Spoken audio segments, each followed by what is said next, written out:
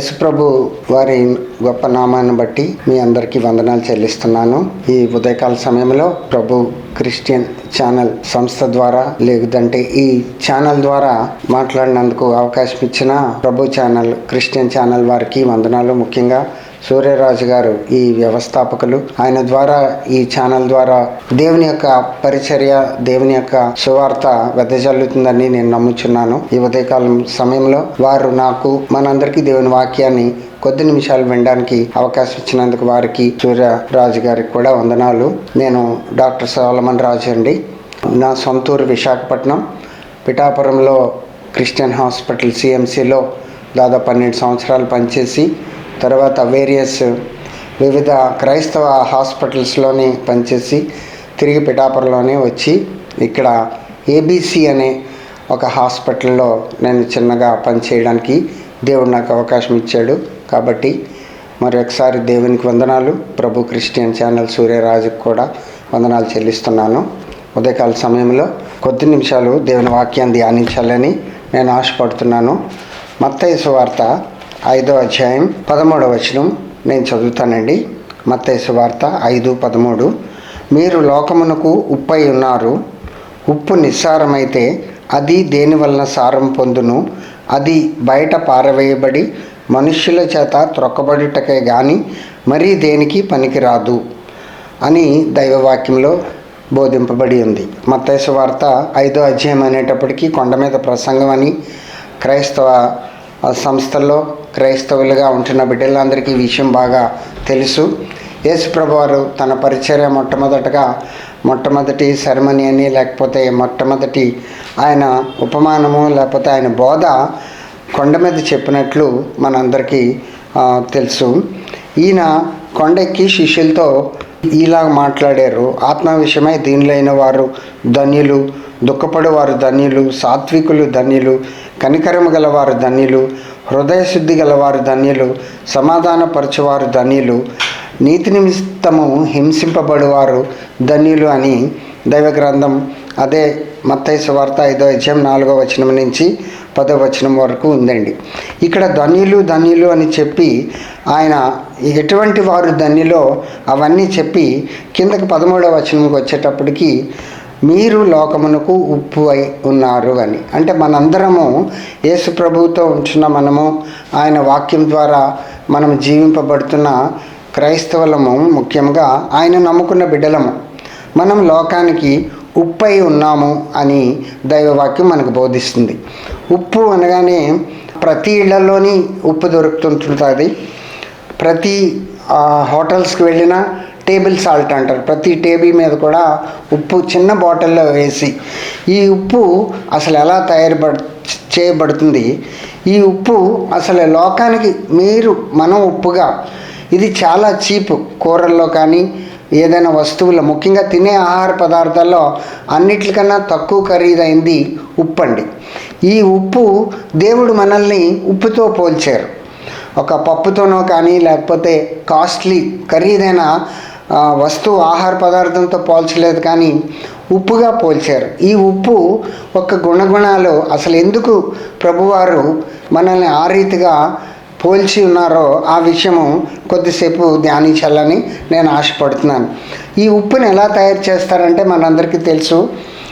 సముద్రపు నీటి నుంచి ఉప్పును తయారు చేస్తాం. మడులు కట్టి సముద్రపు ఒడ్డుని కొన్ని ప్రదేశాల్లో, విశాఖపట్నంలో బాలాజీ చెరువు దగ్గర కానీ లేకపోతే కొన్ని ప్రదేశాల్లో, లేకపోతే అడ్డు రోడ్డు దగ్గర డీ పోలవరం అనే ప్రదేశంలో, ఈ ప్రదేశాల్లో మళ్ళు కడతారండి సముద్రపు ఒడ్డున. ఆ మళ్ళులోకి సముద్రపు నీరు వచ్చేటట్లు చేసి సూర్యరశ్మి ద్వారా ఆ నీరు ఆవిరైపోయిన తర్వాత గడ్డలుగా తయారైన తర్వాత ఆ ఉప్పు, దాన్ని రాక్ సాల్ట్ అంటారు, ఆ ఉప్పు గడ్డల్ని లేకపోతే కళ్ళు ఉప్పుని ముక్కలుగా చేసి శుభ్రపరిచి దానిలో అయోడైడ్ని యాడ్ చేస్తారు, కలుపుతారు. దాని ద్వారా మనకి కొన్ని రోగాలు రాకుండా. అందుకనే ప్రతి ఉప్పు ప్యాకెట్ మీద అయోడైజ్డ్ సాల్ట్ అని ఉంటుంది. అది లేకుండా తినిన వారికి చాలామందికి, ముఖ్యంగా కొండ ప్రాంతాల్లో, అడవి ప్రాంతాల్లో నివసించే వారికి ఈ థైరాయిడ్ సమస్యలు ఎక్కువగా వస్తున్నట్లు కూడా మనం గమనిస్తున్నాం. ఈ దినాల్లో థైరాయిడ్ సమస్య చాలా ఉంటుంది. దానిని బట్టి ప్రభుత్వం వారు తెలుసుకొని సైంటిస్టుల ద్వారా ఈ అయోడైడ్ కలిపితే ఈ థైరాయిడ్ ప్రాబ్లమ్స్ రావని వాళ్ళు నిర్ధారించారు. ఆ విధముగా ఉప్పుని కూడా అయోడైజ్డ్ సాల్ట్ ద్వారానే మనకి ప్రస్తుతం అమ్మబడుతుంది. ఆ ఉప్పునే మనం ఎక్కువగా వాడతాం. ఇక్కడ ప్రభువారు లోకానికి ఉప్పై ఉన్నారు.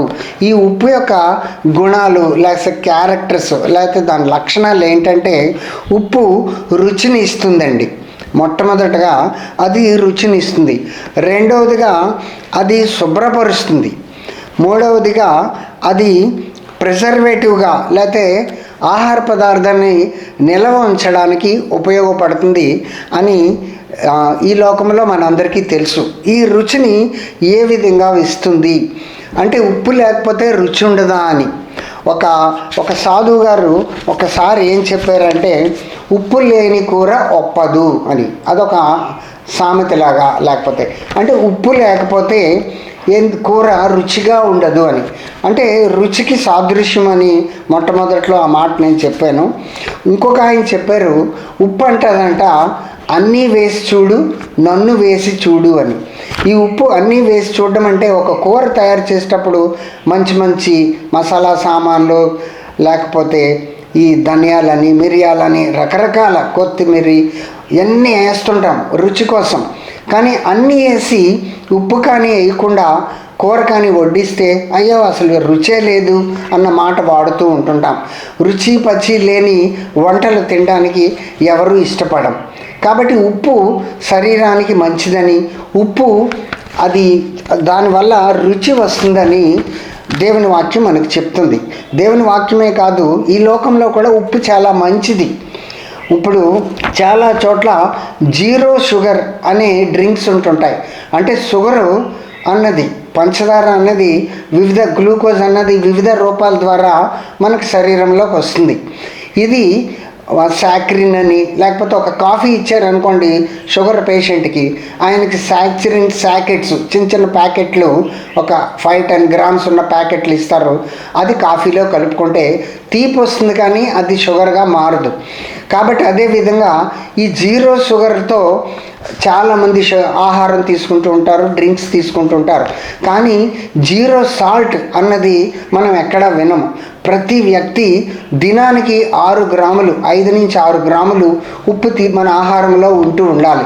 ఒకవేళ బీపీ ఉంటే, వేరైనా కిడ్నీ సమస్యలు ఉంటే బీపీని, షుగర్ని లేకపోతే సాల్ట్ని తక్కువ మోతాదులో వాడమంటారు. కానీ మొత్తం కట్ చేయమని, మొత్తం మానేయమని ఎప్పుడు ఉప్పు గురించి చెప్పరు. ఇది సోడియం అని కూడా లవణాలుగా మనము సైంటిఫిక్ నేమ్గా వాడుతూ ఉంటాము. కాబట్టి ఉప్పు చాలా మంచిది, ఉప్పు రుచిని ఇస్తుంది అని. యోబు గ్రంథంలో 6వ అధ్యాయం 6వ వచనంలో కూడా ఒక మాట ఉంటుంది, ఉప్పు లేనిదే ఎవరైనా కోడిగుడ్డిని తింటారా, లేకపోతే కోడిగుడ్డి తొక్కని తింటారా అని యోబు గ్రంథం 6:6లో ఉందండి. అంటే ఉప్పు లేనట్లు ఉంటుందంట కోడిగుడ్డి యొక్క, ఉడకబెట్టిన కోడిగుడ్డి యొక్క తెల్లని ఆ తొక్క, లేకపోతే ఆ బయట పదార్థం. కాబట్టి ఉప్పు లేకుండా దాన్ని ఒక్కటి తినలేమండి. అది లోపల ఉన్న చందమామ, లేకపోతే లోపల ఉన్న పదార్థం, పసుపు పదార్థంతో తింటేనే ఆ గుడ్డికి మనకు రుచిని ఇస్తుంది. కాబట్టి ఆ రుచి లేనట్లు, రుచి లేని ఆహారము మనం ఎవరం తీసుకోము. మనకు రుచి కావాలి అంటే తప్పకుండా ఉప్పును వాడాలి అని దైవవాక్యం మనకు చెప్తుంది. కాబట్టి ఉప్పు మనకు రుచినే కాదు, ఉప్పు మనకి లవణాలుగా కూడా శరీరంలోకి వెళ్ళి ఉపయోగపడుతుంది.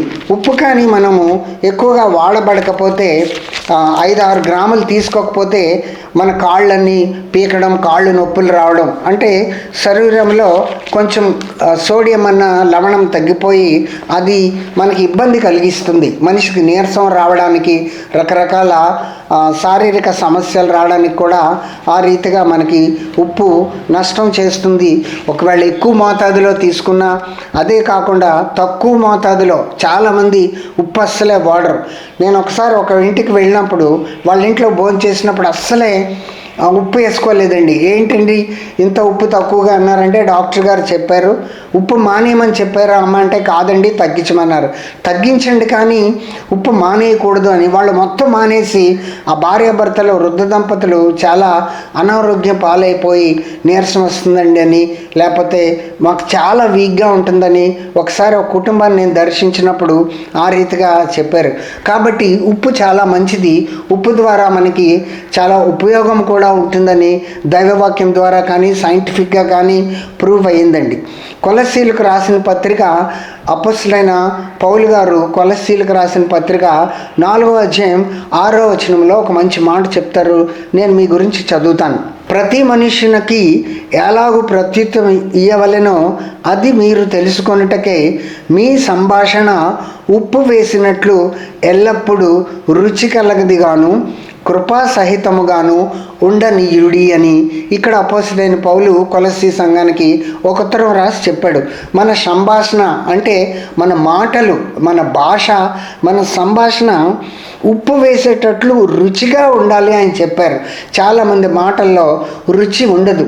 ముఖ్యంగా యేసుప్రభు వారిని నమ్ముకున్న మనము, లేకపోతే ఆయన ఈ లోకంలో ఒక ఉప్పుగా ఆయన మనకి ఉదాహరణ వ్యక్తంగా బోధించినట్లు మనకు దైవవాక్యం బోధింపబడుతుంది. ఇక్కడ పౌలు గారు ఈ సంఘానికి మన మాటలు ఉప్పు వేసినట్లు ఉండాలి, రుచిగలగదగా ఎల్లప్పుడూ, అంటే ప్రతి దినము ప్రతి మాటలోనూ రుచి ఉండాలి.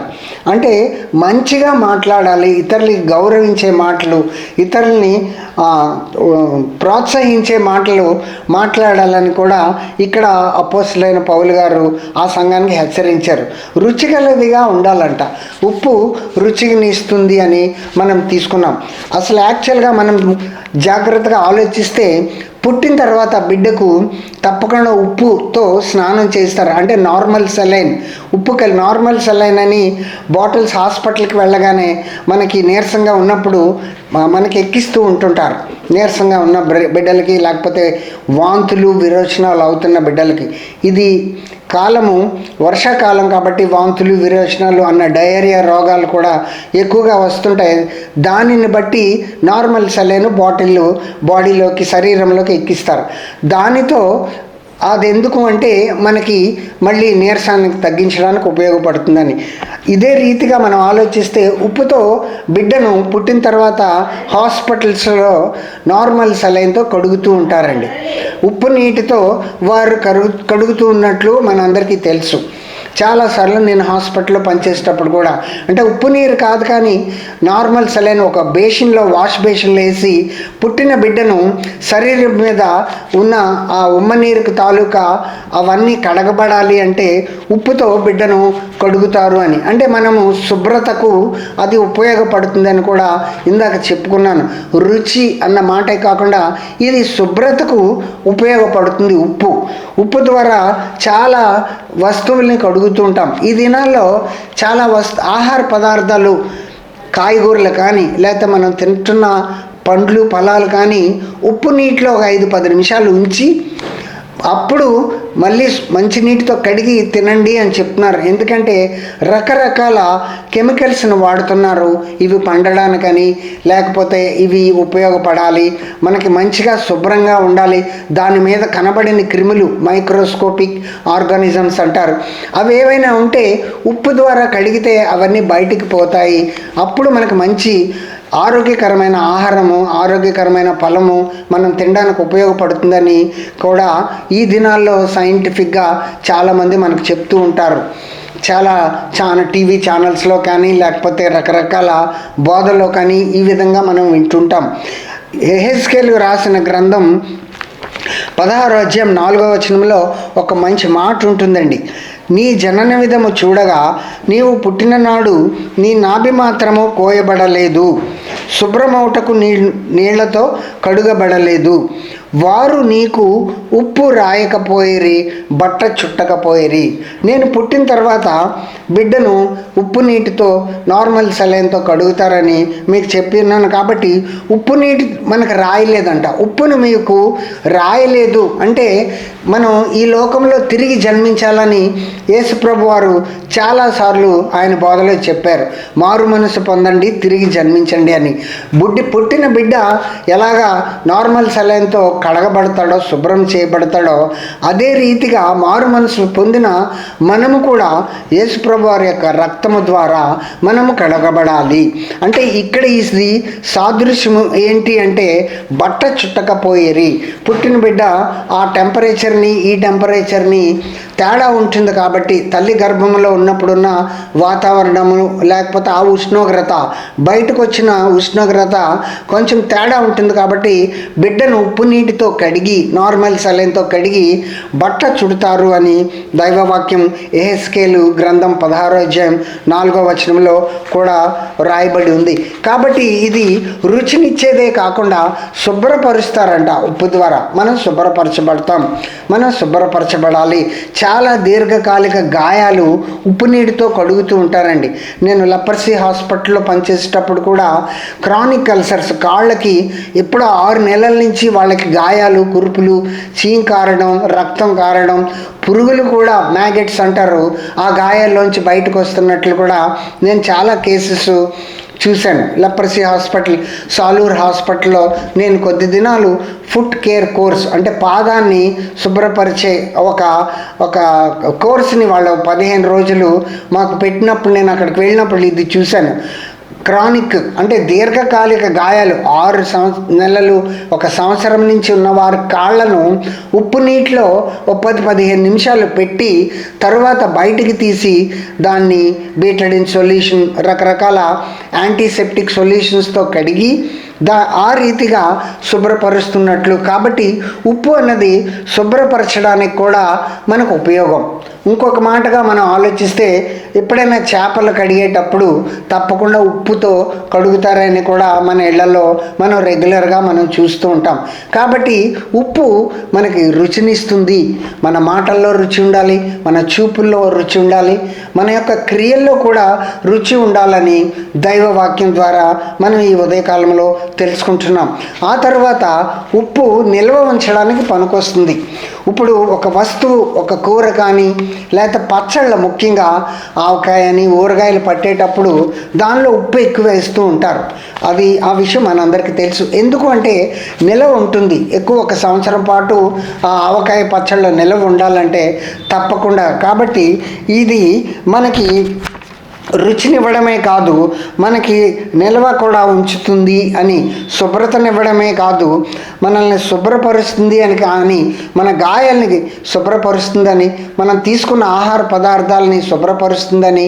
ఎందుకంటే నేను ముందు చెప్పినట్లు మన ఆహారం ఈ దినాల్లో బ్యాక్టీరియాలు అవి రాకుండా, లేకపోతే కెమికల్స్ని ఈ పురుగు పట్టకుండా ఈ తోటల్లో, మామిడి తోటల్లో, కొన్ని తోటల్లో, అన్ని పండ్ల తోటలో కొడుతూ ఉంటారు. అవన్నీ పోవాలి అంటే అవి అమ్మినప్పుడు వారు కడిగి శుభ్రం చేసి మనకు అమ్మరు.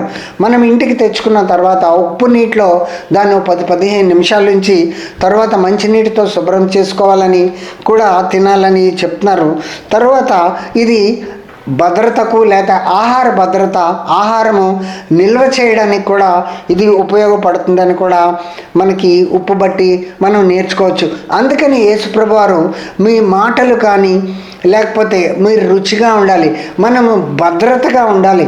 అంటే చాలా ఈ లోకంలో చాలా పాపము, రకరకాల పాపాలు అంటుకుంటూ ఉంటాయి. కాబట్టి వాటి నుంచి మనం శుభ్రపరచబడాలి. అంటే ఉప్పు ద్వారా శరీరాన్ని ఎలాగైతే శుభ్రపరచుకుంటున్నామో అదే రీతిగా మన మనస్సుని లేకపోతే ఆత్మీయ జీవితాన్ని కూడా యేసుప్రభు వారి యొక్క రక్తం ద్వారా శుభ్రపరచబడాలి.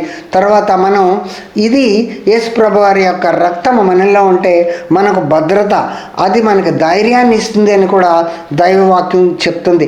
ఆ తర్వాత ఉప్పు there is no substitute for salt అని అదొక మాట మనం తెలుసుకోవచ్చండి.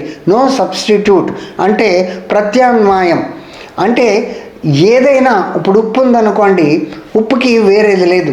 పంచదార ఉంటే పంచదార బట్ కాకుండా అలాగా తీపి రావడానికి సాక్రీని వాడతాం, లేకపోతే చంటి బిడ్డలకు పటికి బెల్లం అనే పదార్థాన్ని కూడా వాడుతుంటాం. అది తెల్లగానే ఉంటుంది.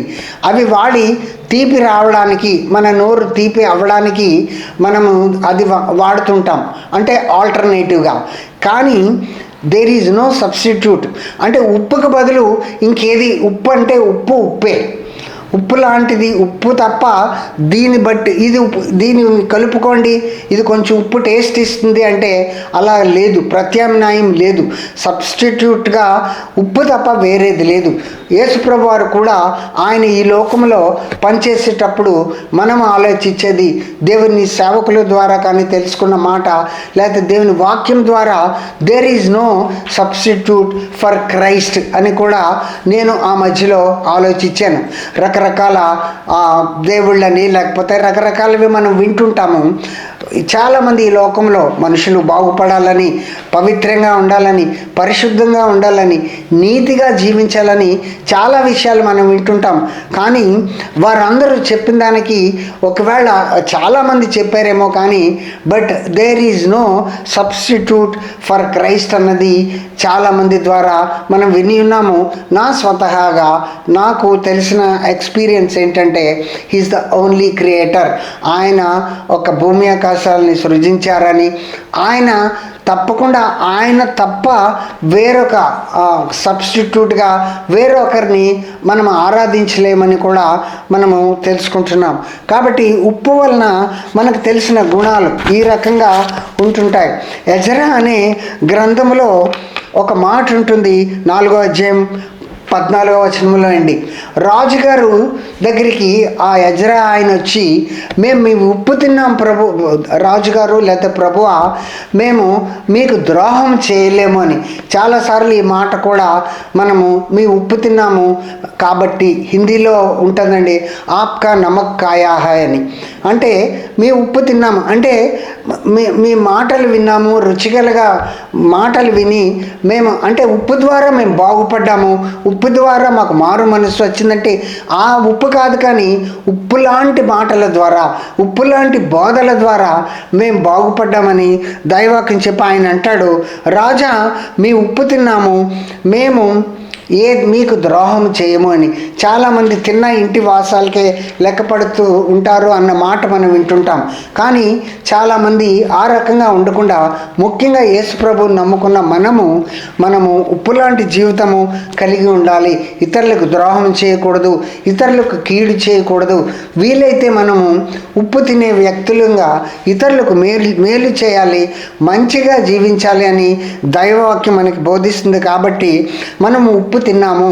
యేసుప్రభు వారు ఈ లోకంలో మనకి ఉప్పు లాంటి బోధలు, ఉప్పు లాంటి జీవితము చూపించారు. కాబట్టి ఉప్పు తిన్న వారంగా ఈ లోకంలో కూడా మనం ఉండాలని ఎజ్రా గ్రంథం 4వ అధ్యాయం 14వ వచనంలో ఉంటుంది. ఇంకొక మాట నేను చెప్తానండి. యెషయా గ్రంథం 30వ అధ్యాయం 24వ వచనంలో పశువులకి, గొర్రెలకు కూడా ఉప్పుతో కలిపిన మేత పెట్టాలి అని దేవుని మాటల్లో ఉందండి. దేవుని గ్రంథంలోనే ఉంది. ఇది పరిశుద్ధాత్మ ద్వారా వ్రాయబడిన గ్రంథం. కాబట్టి మనము ఉప్పు ద్వారా మనము ఉప్పు కలిపిన మేతను కూడా పశువులకు పెట్టాలి అని దేవుని వాక్యం. ఎందుకంటే ఉప్పు శక్తిని ఇస్తుంది. మనం ఇందాక చెప్పుకున్నట్లుగా మొట్టమొదటిని ఉప్పు రుచిగా ఉంటుంది, రుచినిస్తుంది. ఉప్పు లేని జీవితం మంచిది కాదని, రుచి లేని మాటలు ఇతరులని హాని చేస్తాయని, ఇంకా మాటల గురించి ఆలోచిస్తే భాష గురించి, సంభాషణ గురించి కత్తిపోటు వంటి మాటలు పలుకువారు కలరు అని బైబిల్లో కూడా బోధిస్తుంది. కాబట్టి అటువంటి రీతిగా రుచిగల మాటలు మనం పలకాలని, రుచిగల వారంగా ఈ లోకంలో ఉండాలని, శుభ్రంగా మనల్ని పవిత్రపరుచుకోవాలని, యేసుప్రభు వారి రక్తంతో కడగబడాలని కూడా దైవవాక్యం చెప్తుంది. ఉప్పు మనకి శక్తిని ఇస్తుందని, నీరసాన్ని తగ్గిస్తుందని, రోజుకి 5-6 గ్రాములు ప్రతి వ్యక్తి ఆహారంలో తప్పకుండా ఉప్పుని ఉండాలని కూడా మనకి దేవుడు చెప్తుంది. మార్కు సువార్త 9వ అధ్యాయం 49-50 వచనాల్లో కూడా ఈ మాట నేను చదివి ముగించేస్తానండి. మార్కు సువార్త 9, ప్రతివానికి ఉప్పు సారము అగ్ని వలన కలుగును. ఉప్పు మంచిదే గాని ఉప్పు నిస్సారమైన ఎడల దేని వలన మీరు దానికి సారము కలుగజేతురు? మీలో ఉప్పు సారము కలవారై ఉండి ఒకరితో ఒకరు సమాధానముగా ఉండుడి. అంటే మంచి మాటలు మాట్లాడితే, భాష మంచిగా ఉంటే మనం సమాధానంగా, అంటే కొట్లాటలు రావండి. కొంతమంది మాటలతో మన కోపం వచ్చి మనం వేరే గట్టిగా మాట్లాడడం, దానివల్ల సమాధానం కోల్పోతాం. శాంతి సమాధానము అక్కడ నెలకొల్పలేని పరిస్థితి ఏర్పడుతుంది. కాబట్టి ఉప్పు మంచిదే కానీ నిస్సారంగా ఉండకూడదు అంటే సారమైన, ఇంగ్లీష్లో సావర్ అన్నారు, సారమైన ఉప్పుగా మనము ఈ లోకంలో జీవించాలని, సారమైన జీవితము జీవించాలని దేవుని వాక్యం మనకు బోధిస్తుంది. కాబట్టి ఉప్పు వలన కలిగే సైంటిఫిక్ ఉపయోగాలు నేను చెప్పి ఉన్నాను. ఉప్పు వలన కలిగే మనకి శారీరకంగా, ఆత్మీయంగా దేవుని యొక్క వాక్యంలో కూడా కొన్ని మంచి మాటలు మనం తెలుసుకున్నాము. కాబట్టి ఇటువంటి మాటల్ని మనకు అందిస్తున్న ఈ ప్రభు ఛానల్ సూర్యరాజు గారు ఎంతో క్రైస్తవులకు, క్రైస్తవ సంఘానికి, క్రైస్తవ సమాజానికి ఉపయోగకరంగా ఆయన మనకి ఛానల్ పెట్టారని, ఆ రానున్న దినాల్లో ఆయన ద్వారా ఎంతో సువార్త వెదజల్లబడ్డానికి, ముఖ్యంగా లోకానికి మనందరము యేసు ప్రభువుని నమ్మిన బిడ్డలము శారీరకంగా ఉప్పును తీసుకుంటూ ఆత్మీయంగా మన జీవితంలో ఉప్పు మనం కలిగి ఉండాలని దేవుని వాక్యం మనకు బోధిస్తుంది. కాబట్టి అటు రీతిగా మనం ఉండి, ఉప్పుతో శక్తి ఉంది, ఉప్పులో మనకి రుచి ఉంది, ఉప్పులో శుభ్రత ఉంది. కాబట్టి ఆ విషయం తెలుసుకొని ఒకే ఒక మాట చివరిగా, there is no substitute for salt, there is no substitute for Jesus Christ అన్న మాటలు చెప్పి నాకు అవకాశం ఇచ్చిన ప్రభు ఛానల్కి, క్రిస్టియన్ ఛానల్కి వందనాలు చెప్తూ, ఇంతవరకు మీరు శ్రద్ధగా విన్నందుకు మరి ఒకసారి మీకు ధన్యవాదాలు చెప్తూ ఈ సమయాన్ని నేను ముగిస్తున్నానండి. Thank you very much.